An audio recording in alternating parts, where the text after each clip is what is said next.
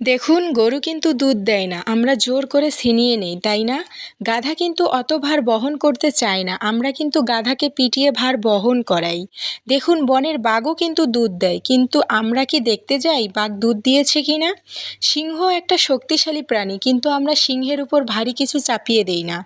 আর এই যে গরু আর গাধা দিয়ে আমাদের যে এত উপকার হচ্ছে, অথচ দেখেন দিন শেষে এদের নামটাই কেমন যেন বোকা বোকা।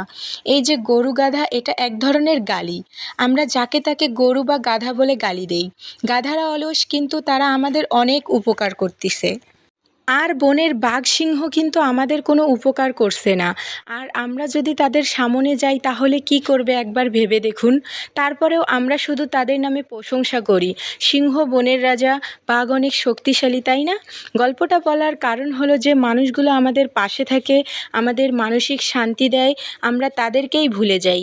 যারা চায় আমরা ভালো থাকি, আমরা তাদেরকেই গাধা আর গরুর চোখে দেখি। আর যে মানুষগুলো মিথ্যা আশা দেয়, আমরা সেই মানুষগুলোকে আমরা মাথায় করে রাখি। কথাগুলো